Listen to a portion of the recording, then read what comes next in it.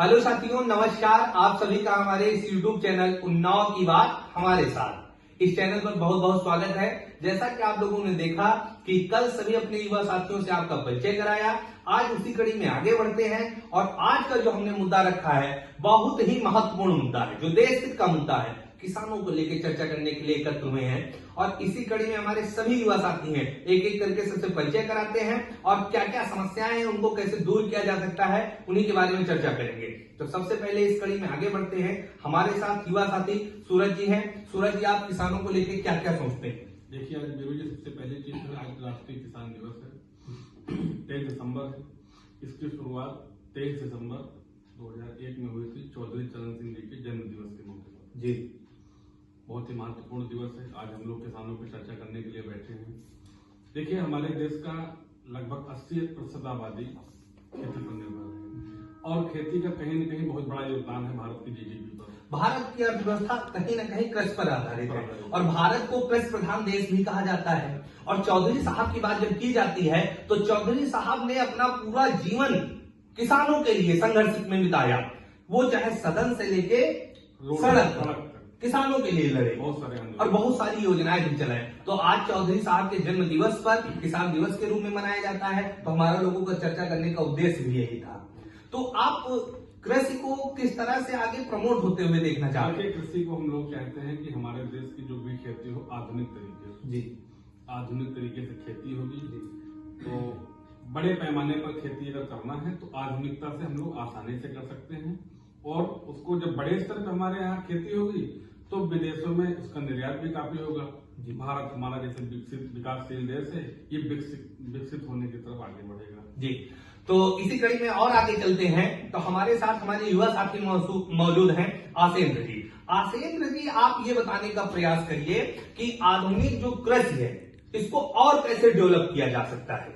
आधुनिक कृषि जो है वो जो युवा है, युवा साथ में कदम से कदम मिलाकर चलेगा जी, और कृषि को पशुपालन से जोड़ दिया जाएगा जी।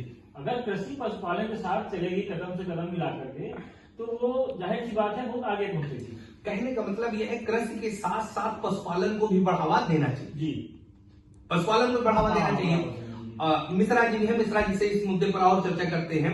मिश्रा जी, जैसे कृषि और पशुपालन के साथ साथ और क्या तकनीकें आ सकती हैं?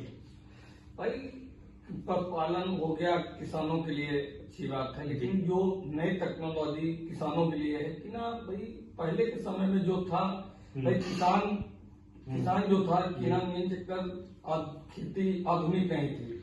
आज जो है जी, थोड़ी बहुत आधुनिक खेती होने लगी है। पहले किसान बैल हल द्वारा खेती किया करता था, आज जो किसान है ट्रैक्टर कल्टीवेटर के सहारे से खेती कर रहा है। जो काटते थे हंसिया से काटते थे, आज है कि वो मशीनें आ गई हैं, कंपाइन मशीनें आ गई हैं, उससे नहीं मिश्रा जी, हमारा कहने का मतलब है जैसे हम टेक्नोलॉजी का प्रयोग करने लगे, पैदावार बढ़ाने लगे, तो कहीं ना कहीं देखे जाए कीटनाशक दवाइयों का प्रयोग कर रहे हैं। इन कीटनाशक दवाइयों का जब प्रयोग करते हैं खेतों में तो इनसे बीमारियां बढ़ रही हैं। जब बीमारियां बढ़ रही हैं तो इसको कैसे हम दूर कर सकते हैं? इसके लिए तो सभी किसान भाई अगर ये चाहें तो जैविक खादों का प्रयोग करें और जैविक खेती अगर होने लगेगी तो इससे हमें निजात मिलेगी। मिश्रा जी का उद्देश्य यह है कि जैविक खेती को प्रमोट किया गया है। जी, जैविक खेती को प्रमोट किया गया है। और हमारे युवा साथी मौजूद हैं गौरव जी। गौरव जी, कैसे देखा जाए तो युवाओं का योगदान कृषि में बढ़ता जा रहा है और दूसरी चीज ये रही है कि युवा टेक्नोलॉजी से जुड़ा हुआ है, नई नई तकनीकों से जुड़ा हुआ है, जैसे फोन है, लैपटॉप है, सारी चीजों से जुड़ा हुआ है। तो युवा जब से कृषि की ओर बढ़ा है तो उसमें क्या क्या लाभ आपको दिख रहे हैं? जब से युवा बढ़ा है तब से खेती में काफी हद तक आधुनिक खेती होने लगी है जी, क्योंकि युवा के पास सारी चीज की व्यवस्था है, संसाधन है। जी, युवा जैसे युवा के पास फोन की सुविधा है, लैपटॉप की सुविधा है, अन्य काफी सुविधाएं हैं जी। और जैसे कि पहले जैसे खेतों में वो लोग हाथों से बुआई करते थे, आज की जगह वहाँ पे सीडर आ गई है, सुपर सीडर आ गई है, तो इससे काफी आसान खेती हो जाती है। अच्छा, एक चीज और है, युवा जब से कृषि को प्रमोट करना है, कृषि की ओर मुड़ा है, तो एक चीज सबसे अच्छी है टेक्नोलॉजी के प्रयोग से सारी चीजें ऑनलाइन पता चल जाती हैं। कि गेहूं का क्या मूल्य है, बाजरे का क्या मूल्य है, सरकारी मूल्य क्या चल रहा है, और अपनी सामान को किस बाजार में बेचना उचित है, किस बाजार में बेचना नहीं उचित है। मिश्रा जी, इसका असर पड़ रहा कि नहीं पड़ रहा? बिल्कुल बिल्कुल पड़ रहा है। मोबाइल के द्वारा ये पता लग जाता है कि हमको कौन सी बाजार कहाँ पे किस रेट में है जी, तो हम उसी हिसाब से अपनी फसल को वहाँ पे बेच सकते हैं। और दूसरी चीज, कहीं न कहीं मानसून के बारे में जानकारी मिल जाती है कि मानसून कैसा है, आने वाले समय में बारिश होनी है कि नहीं होनी है। तो कहने का उद्देश्य सरकार भी प्रमोट कर रही है, बिल्कुल, है ना। तो देश के विकास में किसानों का बहुत बड़ा योगदान है। और जब हम बात करते हैं, जब हम आजादी की लड़ाई लड़ रहे थे, भगत सिंह जैसे युवा क्रांतिकारियों का भी उद्देश्य यही था कि जब देश आजाद होगा तो यह देश किसानों का देश होगा, बिल्कुल, तानाशाही नहीं चलेगी, किसानों का देश होगा।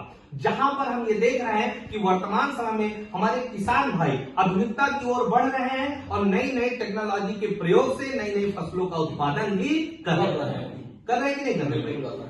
तो इसी कड़ी में हम लोग कल फिर मिलेंगे, किसी विशेष मुद्दे पर चर्चा करेंगे। समय कम है इसलिए बहुत बड़ी चर्चाएं नहीं हो सकती हैं, तो कल किसी विशेष मुद्दे पर चर्चा करेंगे। हमारे चैनल पर ज्यादा से ज्यादा लोग जुड़ते रहिए। हमारे चैनल का नाम है उन्नाव की बात हमारे साथ। प्रतिदिन हम लोग चर्चा करते हैं, अच्छे अच्छे मुद्दों पर चर्चा करेंगे और कल आगे मिलते हैं नए वीडियो में। धन्यवाद।